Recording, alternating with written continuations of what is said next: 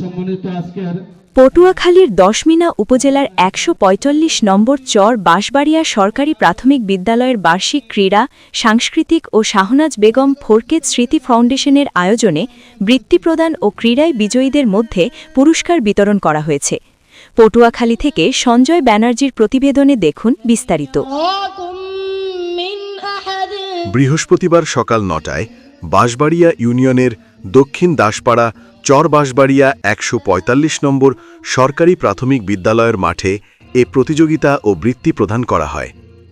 ১৪৫ নম্বর চর বাঁশবাড়িয়া সরকারি প্রাথমিক বিদ্যালয়ের প্রধান শিক্ষক মোহাম্মদ আলাউদ্দিনের সভাপতিত্বে ও সহকারী শিক্ষক তরিকুল ইসলাম সাইদের সঞ্চালনায় প্রধান অতিথি ছিলেন উপজেলা প্রাথমিক শিক্ষা অফিসার মোহাম্মদ হিটলারুজ্জামান।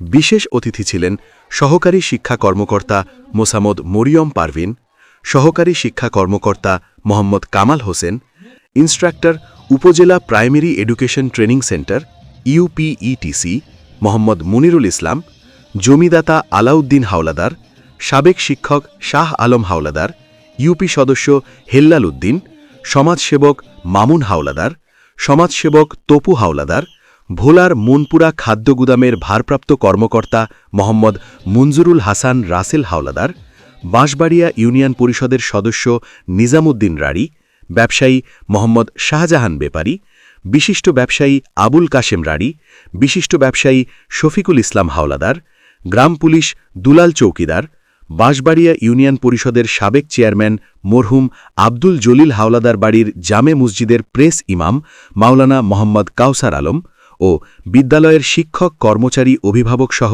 স্থানীয় গণ্যমান্য ব্যক্তিবর্গ প্রমুখ। শুরুতেই কোরআন থেকে তেলাওয়াত করেন হাফেজ মোহাম্মদ রাফি। এছাড়া ক্রীড়া শেষে উপস্থিত অতিথিদের মধ্যে পুকুর হাঁস ধরা প্রতিযোগিতা করা হয়।